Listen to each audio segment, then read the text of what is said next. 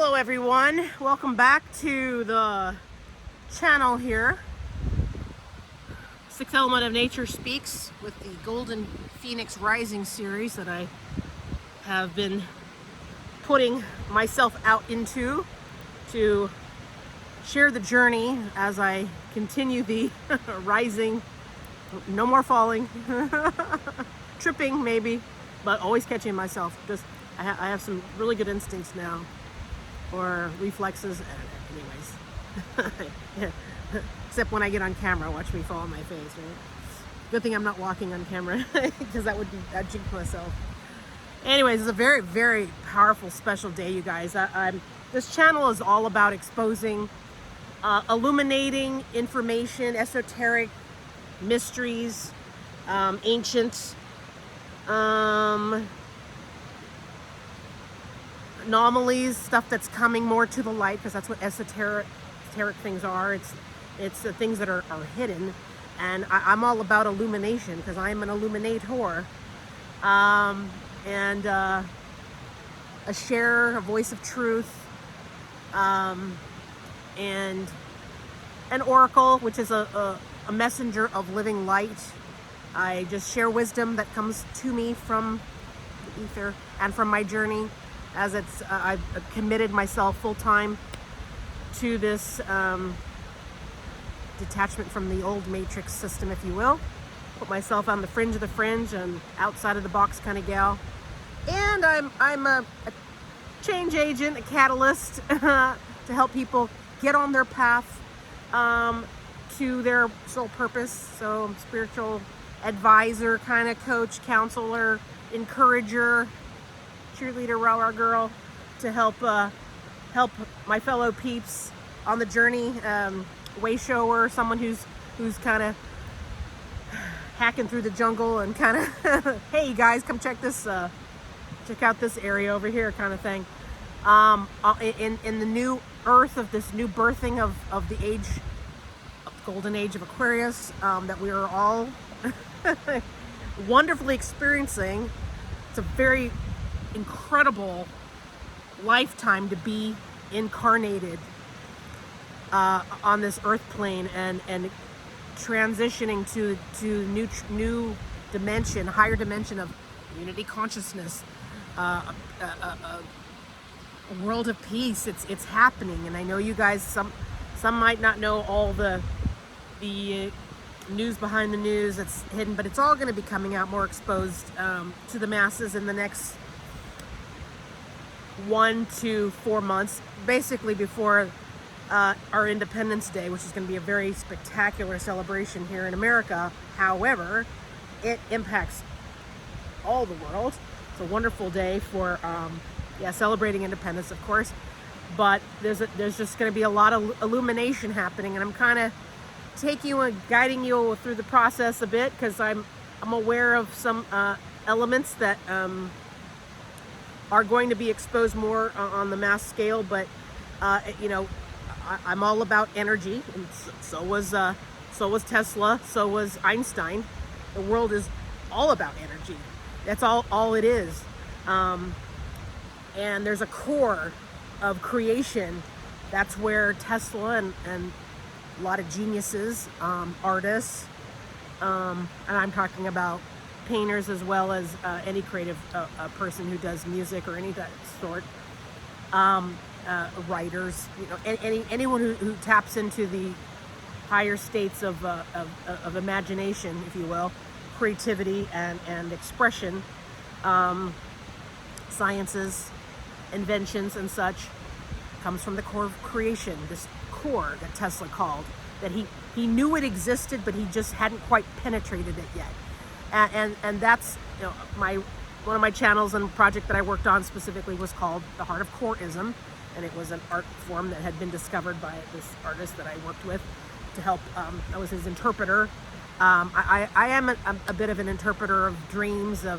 I'm a decoder of mysteries, and I'm not a numerologist. I didn't study any of this, you guys. I had some esoteric mystery school too, little. Well, not one of them wasn't really little. They neither were small, but they weren't like extensive massive, you know, years of study or anything like that. They were just very focused trainings and awakening times of my life. And learning the light body, I took a course in that, learning how to activate my light body. And when I created my trilogy series, the first trilogy series that I feature down in the description there, which is illuminating the wisdom and the treasures of truth and the path of this ascending soul, on a journey to merge my divinity into my humanity. You could say the spiritual world into the physical world. They say spirit meets science type of thing. 3D into the fifth dimension kind of thing. It's okay. So that's kind of my journey. So that's the kind of speak. I talk this little spirity speak. That's where I'm kind of speaking from, that aspect of experience. And I'm a guide. I've been doing this for a long time, and most of the stuff that I've learned, it was an awakening and a remembrance, because this is not my first rodeo. It's actually my last in this incarnated form. In my episode 0, Greg Braden was talking about in the Divine Matrix seminar that he was featuring, which I just found his videos to corroborate what I was speaking about. And it was a very powerful video series that seminar that he talked about, and you know, the Tibetan, you know, Book of the Dead that he was referring to, and about the life cycles and incarnations that we have. And we're, you know, it's the soul path, the soul journey to find its core essence, you know, its true self at the center. And it goes through like a spiral, kind of like the Wizard of Oz, okay? And it's the journey to yourself, okay? So this is all about a journey to self, journey to your higher self, a journey to your authentic self, a journey to your true essence. I say the me self, the magnificent essence. And it's you know how Da Vinci painted or drew the Vitruvian being. It's really, actually I was taught this by my mentor and teacher. It's the true being. And in one of my imageries, I feature a Mona Lisa. She's in the front, and then the masculine is behind her. So it's emergence of the divine feminine, divine masculine within, because we embody both of these elements.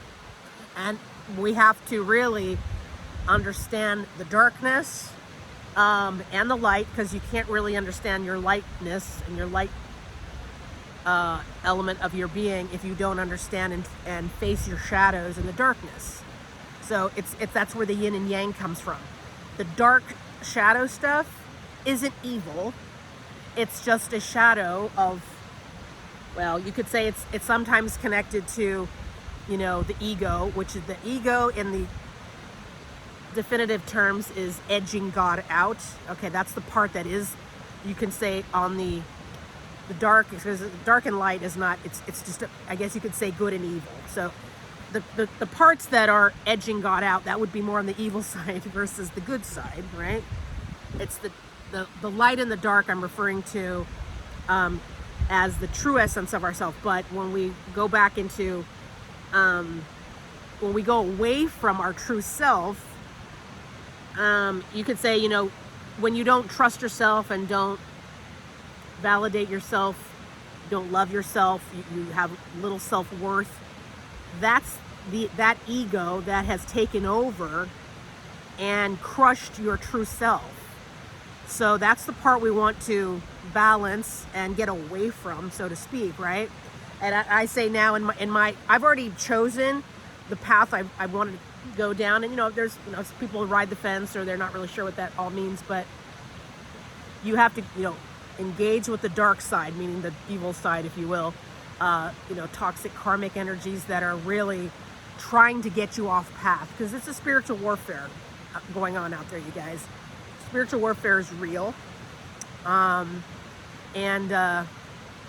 we can see elements of it, because that is the, you know, the Satan, you know, culture that it's unfortunately being exposed more and more, and that's what our administration here in the U.S. is trying to take out, and it's a global thing.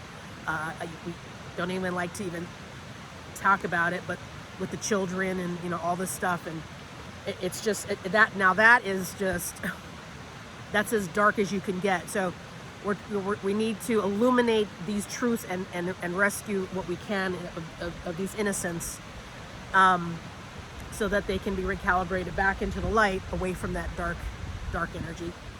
But when we talk about the yin and yang and the shadow side of ourselves, that's when we have to face old programs, karmic patterns from the past, and such like that. This day of 7. 7 is the number for God.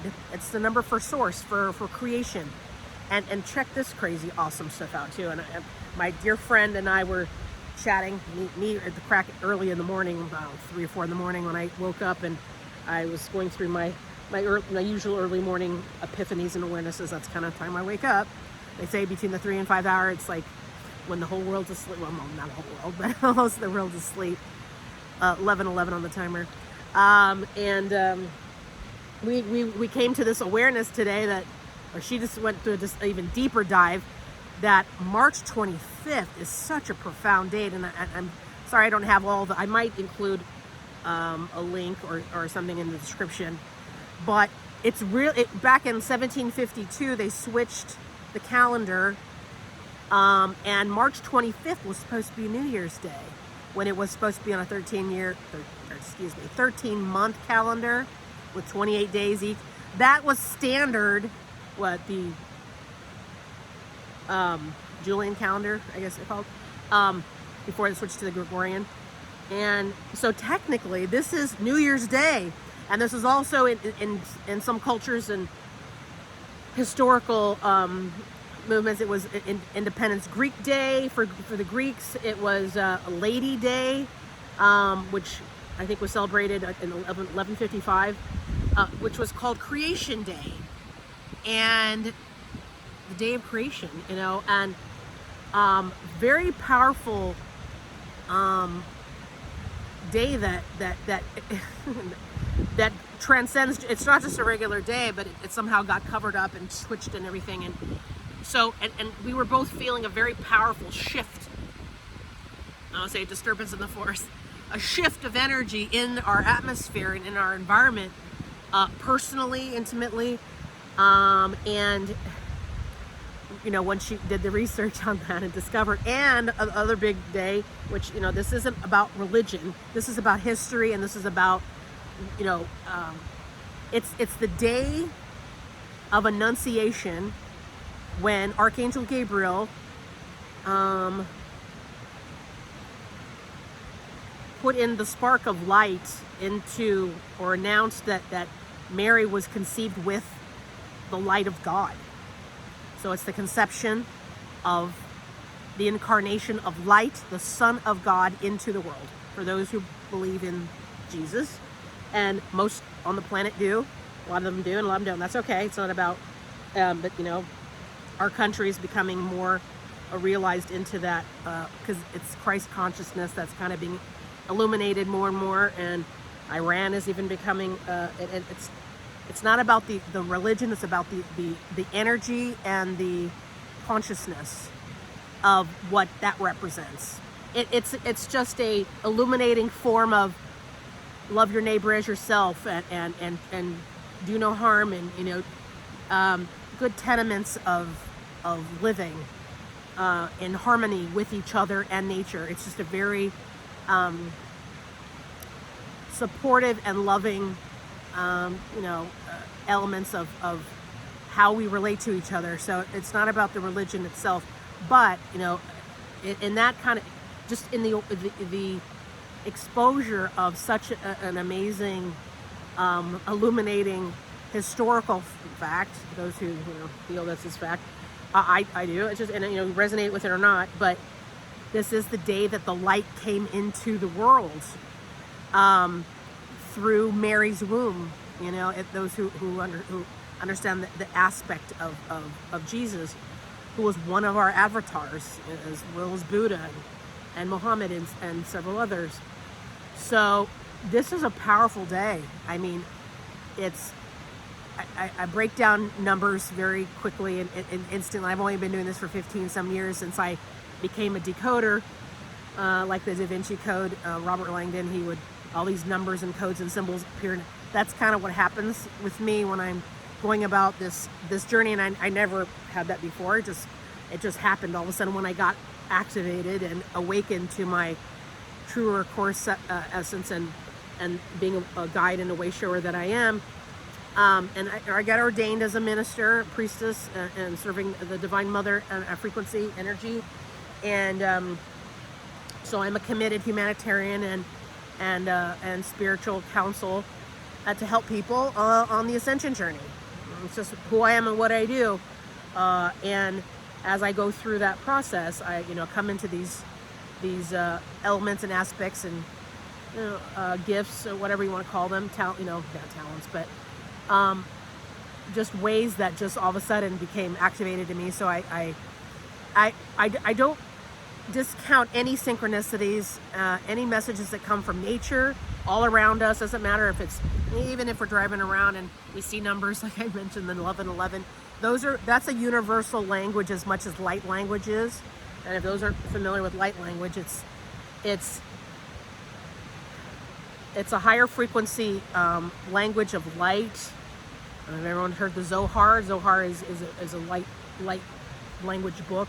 One of my projects that I did in 2014 was a linguistic, a light language presentation from also called the language of the birds.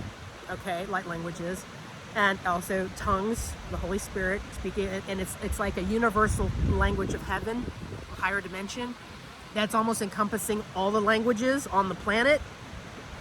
And some people can speak it fluently, almost like it's their first language. My primary teacher and activator, it was her first language. She spoke it fluently. It's not a language to learn. It's a language to remember and to vibrate with and to emanate. And it just comes, it's not something you can learn. It's not like you put on headphones and learn language. It doesn't work that way. It's the language of the heart and the soul and of heaven. So it's very powerful and from the spirit. So, these elements that come into us, and when you hear it, you're not really supposed to hear it from your mind and from your ears. You're supposed to feel it from your heart. And I've seen it written, and I've heard it many times, of course. And people do this in tongues, right? They don't even know what they're saying. And this has happened on Pentecost. Oh, geez, that's going to happen. I don't know, a week or two after Easter. But again, in the Christian tradition, when the Spirit descended on the apostles, and all of a sudden they were each speaking in different languages, and all the people who were there around in the neighborhood, all the visitors from out of town, thousands of people would come to flock into they all heard their language being spoken to their own, interpretation, awareness, and how these people were speaking their language. It comes organically, naturally, and spiritually. Okay, so these gifts that get activated, and these elements of ourselves that get turned on within us, like the switch gets flipped. That's kind of how and it's just natural. It's natural to people, and it doesn't mean everyone has to have. We all have different gifts, right? But we're being understand. And I'm going to talk about some of these movies and such like that, because we know it's such a, as I say, Hollywood days, I have a lot of movies, and, I'm sure many have heard that we only use 10% of our brain. That's not that much. So what about the other 20, 30, 40, 50, 60%, right? That's cognitive atrophy. It's a dormant, the skills of again, like what Tesla and Einstein, they tapped into, probably use maybe they were up to 15%, who knows what their percentage is, but they were able to tap into higher dimensions of awareness, wisdom, truth, experiences, different dimensions. I mean, it's a multi-dimensional universe that we live in, and we're tapping into higher dimensions of that existence. And that's where the telepathic, ranges are, and telekinesis, and, this kind of, there's a good movie, and I'll just toss it out here for info sake. And, it was called Lucy with Scarlett Johansson. And she basically, there's a synthetic hormone or synthetic drug that got created, again, a fake version of natural, of the creation particle, which is, I think it's, I don't want to say it wrong, but I'm just gonna say, CB4, whatever. I don't know if that's what it is or not. I got a dog here. God, Smokey's coming around. Where's Smokey? Smokey, where are you? Big black dog just came behind me. He's he looks like a big wolf dog, but he knew. He's very, very thoughtful. He knew I was busy here, so he literally would be jumping on top of me right now and knocking me over. But he could tell in my tone that I was like, I braced myself, and he just hightailed away. He's like, oh, she's busy, I better go away.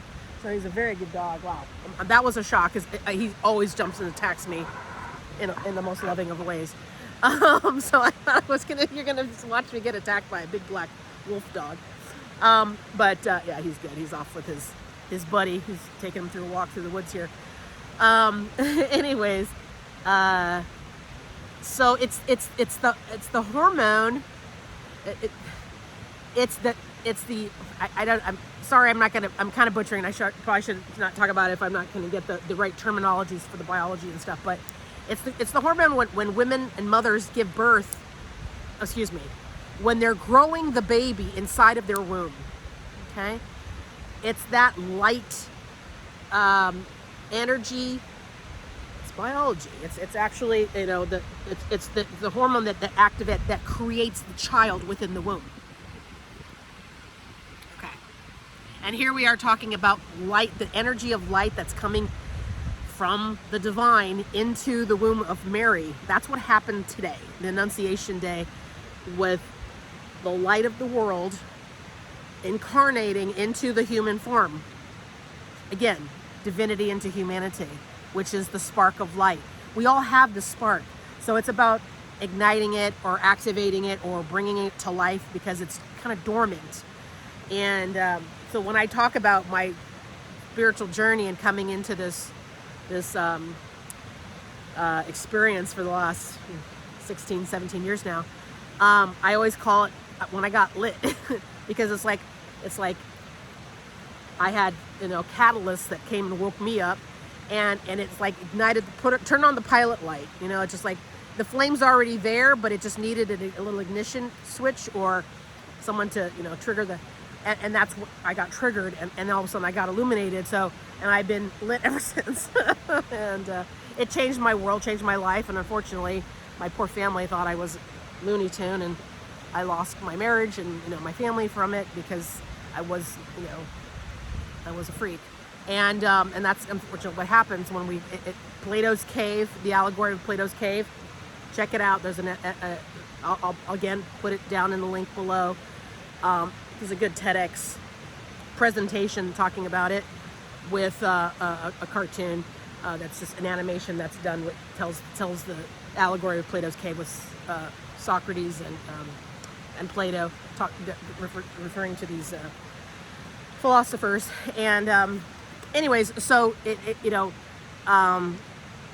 basically, if we're in that dormant state, it's just a matter of getting lit and reactivated into our light energy. And in the movie Lucy, as I digress, I go off on my tangents. In that movie, it's just a taste, so you can get just an element of what, it's what activates human life when a baby is conceived.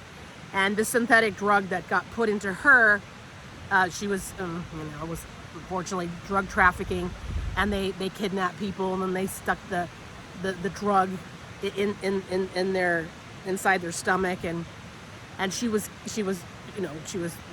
being kidnapped and treated badly, and they were using humans to traffic the drug, and it was a synthetic kind of like ecstasy or something, right? Okay, so but it was a synthetic version of the true God particle, God life essence that births and that builds a baby. Not births, sorry, because that kind of comes later. It builds the baby, it creates the baby, okay, the child within the womb, the mother. So when it got put in, it was, she had an extra dose that was, you know, a huge bag of it, like a kilo was put into her stomach and sealed up. They were doing, you know, this is how they traffic drugs, horrible. And this was all, you know, she didn't do this, she did this all, you know, through under duress.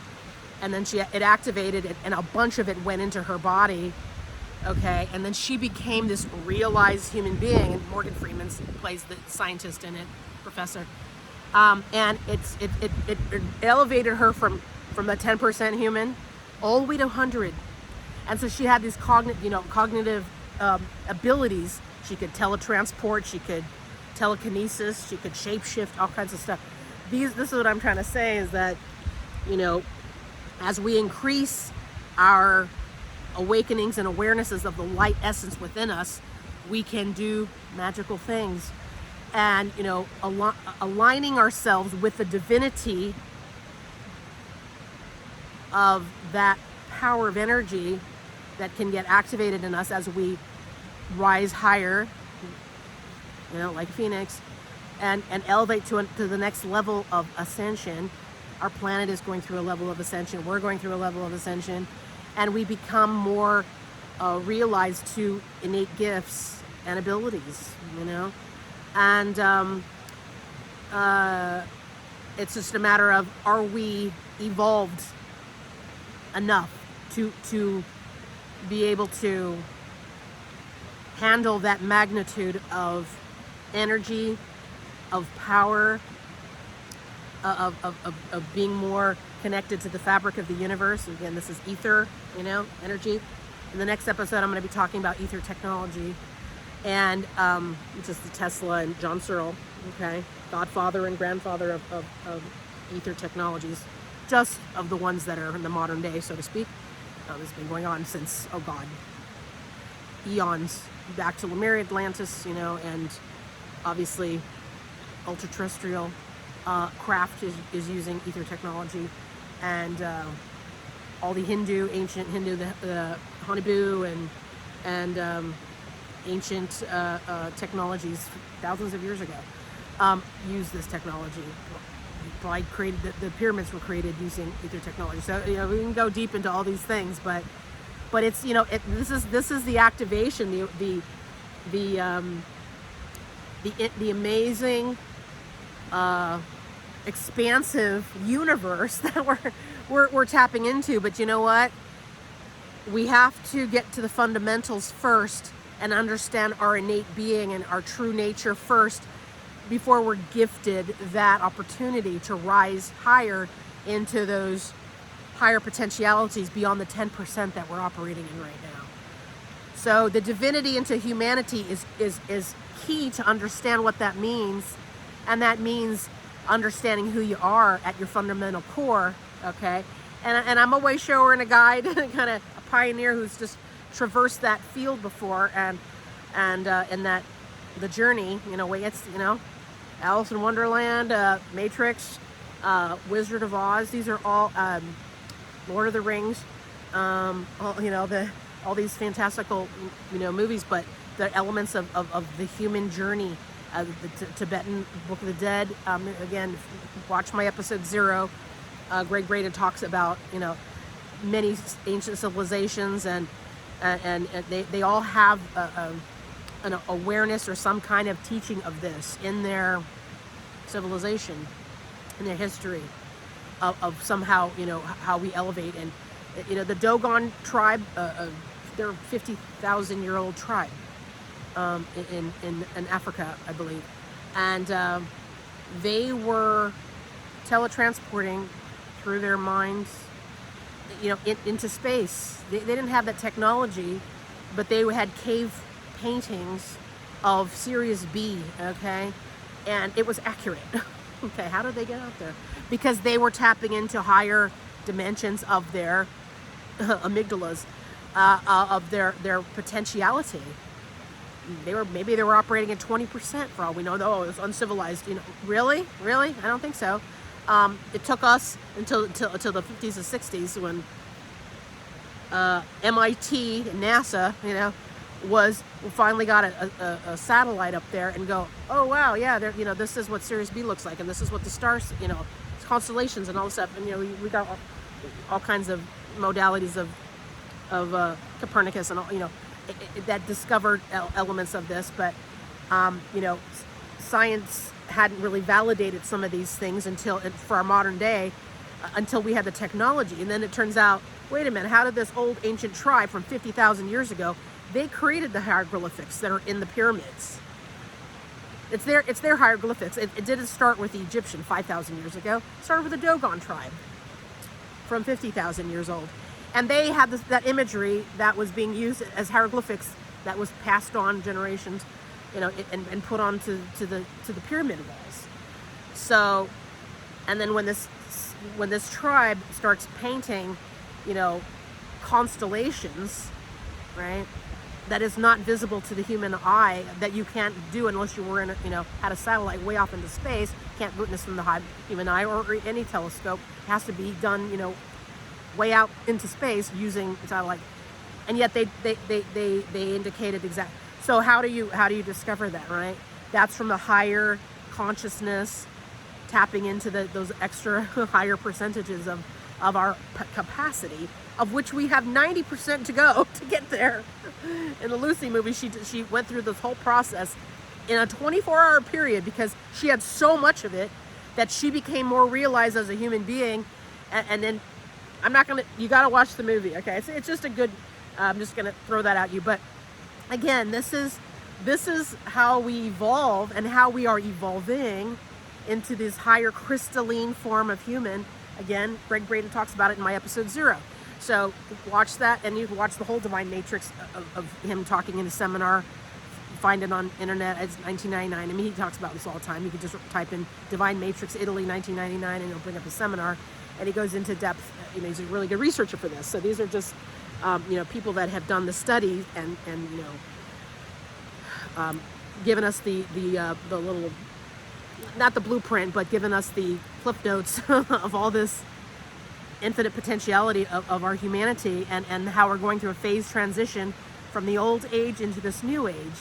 So we're celebrating our divinity. This is a dedication and a commitment to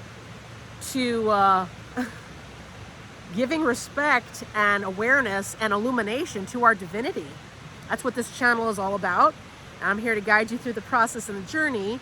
And I'm not going to go much further because I don't want these videos to get too long. We can go into these topics later, because I'm just trying to tap in just to kind of awaken your amygdala here. I think that's something in your brain, but I wake up the soul and the spirit amygdala of your being, because ultimately we're beings of light.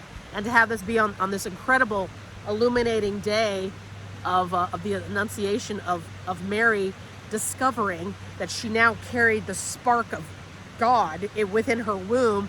So this was the day that God made her the carrier of the light from the source of the force, from the core of the universe, of pure love and light essence in human form, and we get to become that true essence of ourselves if we do the work, if you will, and go there to the shadows and sort of deprogram and unbecome who we're really not, because the Matrix kind of puts us in this, false avatar, in this false matrix. There's the divine avatar and the divine matrix, okay, which is the true nature of our being.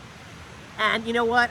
It's coming out into these very raw and organic natural environments and states, putting yourself in to nature's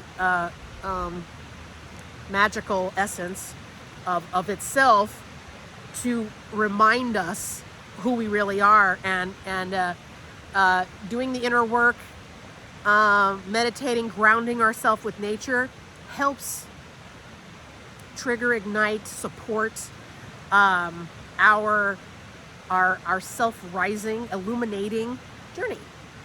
So If you don't know a word I said, that's totally cool. I probably should be, I need to be offering coaching and guidance, support for this type of, because I want to guide people through their awareness, and I call it Rainbow Light Body Boot Camp, and I'm trying to set that up so I can help people on their inner journey to find themselves. And once I talk about it in episode 0 of finding your joy.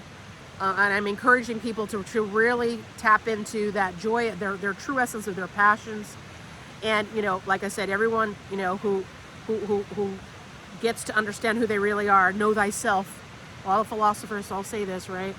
You gotta know thyself. What does that really mean? Oh, I know who I am. Really? Do you really? I'd like to, we'd like to, let's dig deeper into that, what people think they are. You're not. There's a wonderful little short video that came about with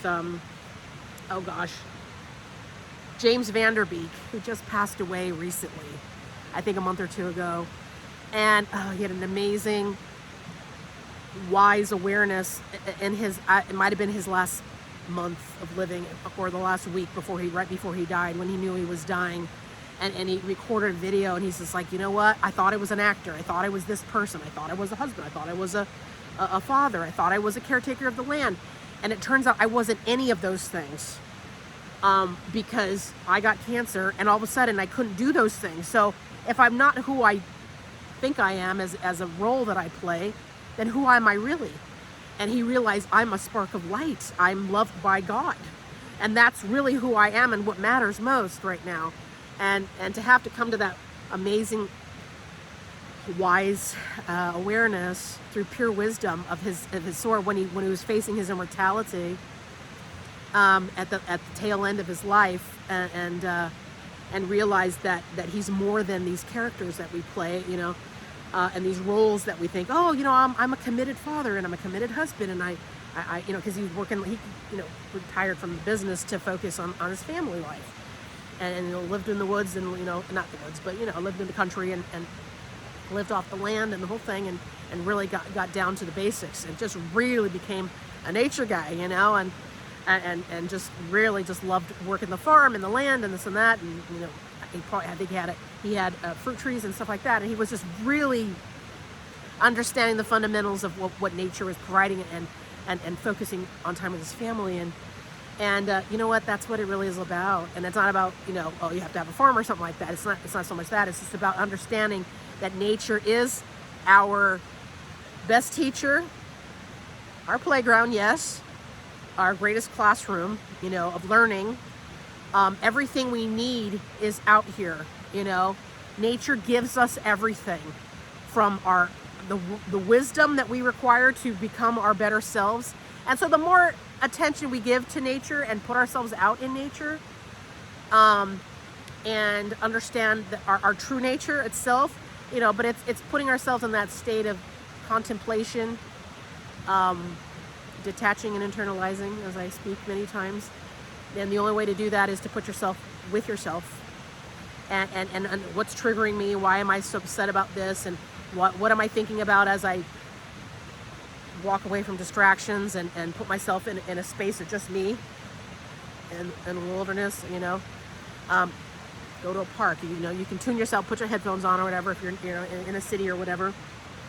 You don't even have to leave your room, put on some nature music or some, water in the background or whatever, and just tune into yourself and really see what's getting triggered, see what you're thinking about, what comes to your mind right away.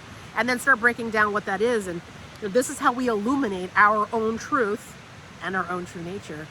And it's a journey, and it takes time and energy. And we have all kinds of time to go, what do we say, distract, escape, right?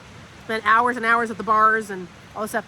All good time. Hey, we need a balance for all of it. But we need to give more time to introspective awareness and self-reflection as well, because we're more grounded and more peaceful and more productive when we understand who we really are at our core essence. And that's what nature gives us, because she's so solid. There's that what a distraction. You know, Smokey comes by. That's my distraction, right? But you know what? That's organic and natural. It's very innocent, if you will. Yeah, if I get eaten by a bear right now, that'll be, or a cougar comes up on me. That's life, man. That's life in the woods. You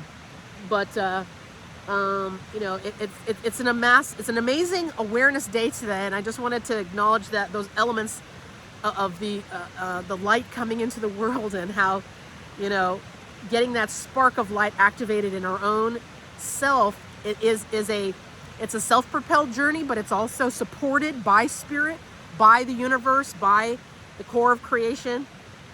If you know, really understand and believe what that could be and what that is, get to know it, you know, it ain't gonna hurt you.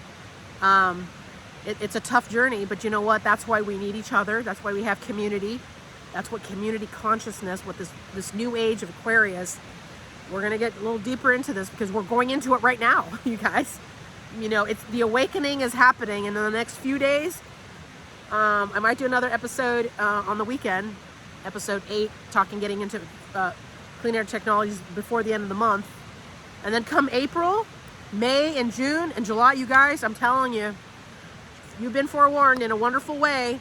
There's going to be a lot of disclosure, exposure, illumination of truth, of stuff that is going to change your world, your life as you knew it, change your perspective on so many things, and it's just amazing. And we're going to do this together. We're going to be in this awareness and this. I'm a guide. I'm a way shower to kind of help, you know, help the ones who are just coming into this awareness, because this is my world. I live in the 5th dimension, or of the 5th dimension. Not of the 3rd dimension. I just visited. You know, there's an amazing video called the Dragonfly's Love Story, and I'm going to also feature that down below too, along with the Plato's Cave allegory on TEDx. Very, very powerful and incredible videos, and they're short. They're just a few minutes each, 4 minutes each, or something like that, or 2-3 minutes each. Anyways, and it explains the ascension of the soul and the awakening of the soul. And the dragonfly starts off, you know, just like a butterfly, you know, and same, you know, it starts off as a caterpillar and goes to the chrysalis, and then he transforms into a butterfly. And it ain't connecting anymore to caterpillars. I mean, caterpillars eat leaves, and butterflies go fly and eat, I don't know, gnats or whatever they eat, or eat, you know, pollen off of flowers or something. But they're different essence, different evolved elements of who they were. And same with the dragonfly. They used to be water beetles underneath the lily pads and ponds, and then all of a sudden they evolve and they become dragonflies, and they can no longer go back to, just as in the Allegory of Platos cave, you can't go back to the cave. You're going to get kicked and mocked and ridiculed and destroyed, and you can't go backwards. It's like, oh, I'm going to open up a pillow of feathers to a windstorm. Okay, gather all those feathers now. It's like, wait a minute, you can't undo that. It's one of those things. Once you've gotten awakened to the light, you can visit the darkness, but it'll drag you back down into it. And I've been down in those journeys where I've gone back to the darkness, gone back to the matrix, and that's what my journey's all about. That's what the shipwreck's all about. Is because I went back to the matrix, and I'm going to tell the story how I survived, and such. So, and how I came out of it. I don't encourage anyone to do that. Don't go back to the water beetle pond. Fly out with it. Everyone will catch up with you eventually, you know, because we're all evolving into that state. Every water beetle is going to become a dragonfly someday, as much as any caterpillar, unless it's, you know, its life cycle gets stopped, is going to become a butterfly. Every acorn, and it's put in the right, is going to become an oak tree, right? So all of us are going to get there, and we're all going through different levels and different stages of our evolution.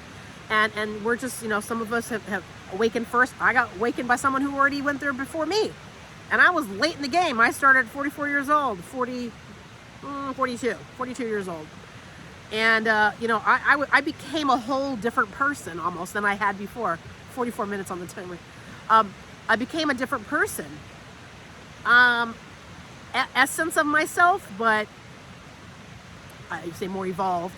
But I was just activated. I became this deeper, passionate person. I was way, I mean, I technically almost was a different person. I guess people who knew me back in Hollywood, you know, up until I was 38 years old, 40 years old, 39 when I left, who knew me back then and could, see me now, I'm curious, like, she's really different, who knows. But, your aspects of yourself, but I am, a lot more illuminated. I have a lot more energy, a lot more passion, and my husband didn't recognize me. He'd been married to me for 22 years, okay? So he was like, you're an alien now. Who are you? Can you please go back to your caterpillar stage? I'm like, And he's like, what's with this passion? What's with this new energy that you have? You're not the woman I married, kind of thing.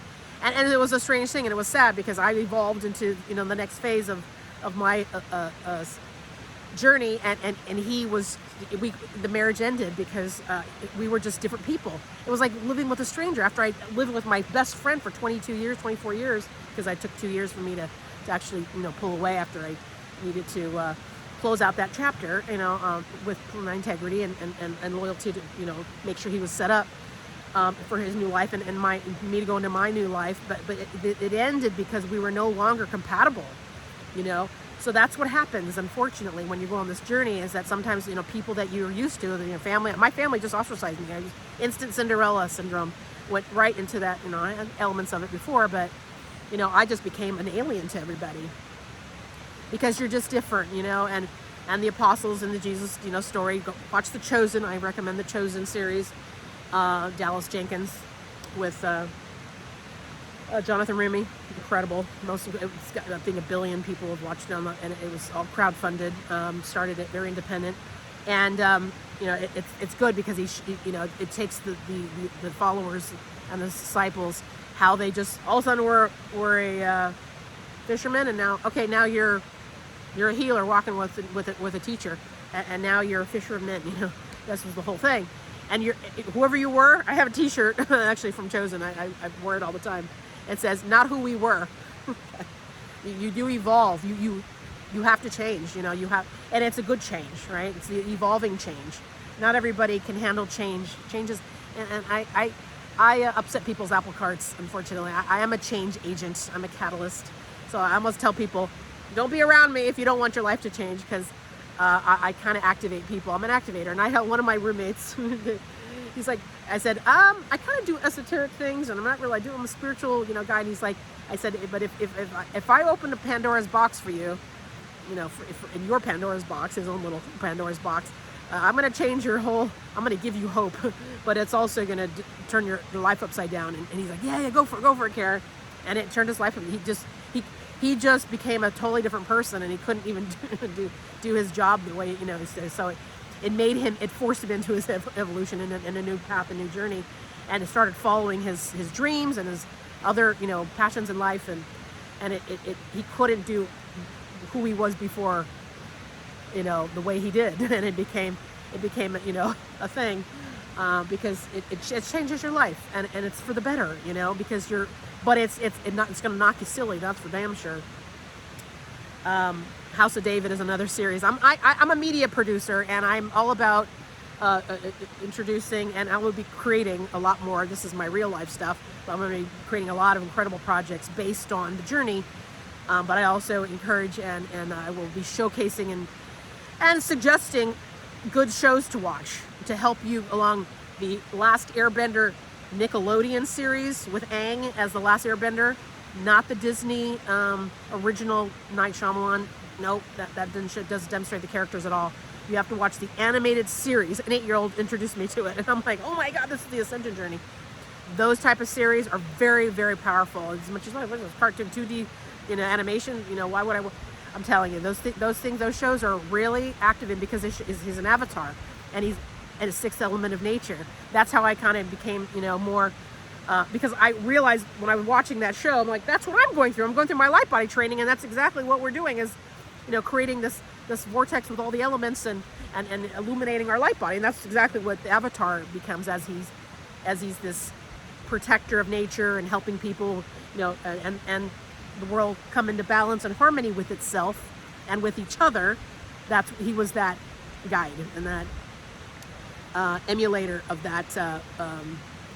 That was his assignment, his global assignment, and he had many lifetimes that took him through the journey to help the planet come into balance, you know, by understanding the elements of nature. Okay, so I'm just giving you just a, I gave you guys a lot, but I'm gonna show, I'll put some links down below, okay, for these little shows that I told you about, so you can reference them and check them out. I'm gonna give you like the little trailers and movie trailers and stuff like that, just so you can start getting a little, you know, get that entertainment, I said, not entertainment, entertainment, because it kind of, and see it from, not from an entertainment perspective, see it from a more illuminating, higher perspective of, because I'm giving you stuff on purpose. I'm an activator, okay? What I do is I help activate. And watch my series too. I recommend maybe you watch that first. Watch my stuff first, because again, this isn't about me. It's giving you the awareness of the information to help guide you along your journey, because I'm a pioneer, I'm a guide to help you go to the next phase of your evolution, so to speak. That's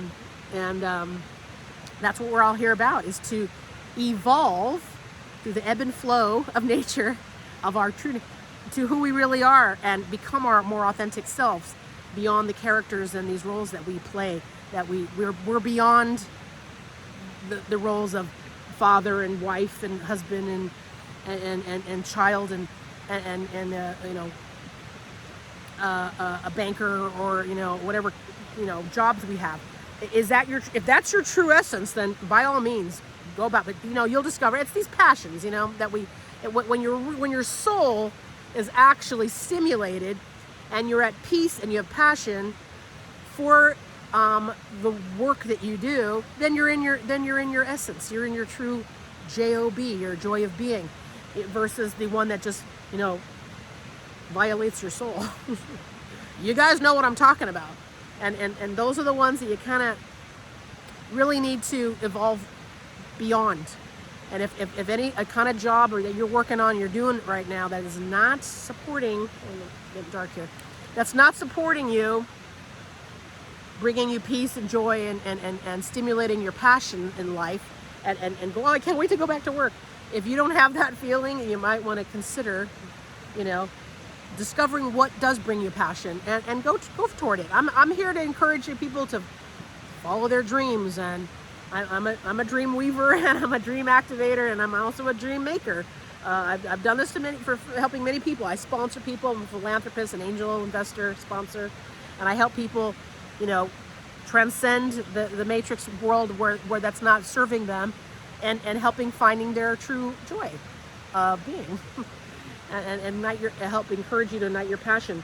And you know, as a humanitarian, committed humanitarian for the rest of my life, I'm going to be doing this kind of work and encouraging people and helping support people, sponsor and such for the rest of my life. This is it could be hundreds of years, who knows.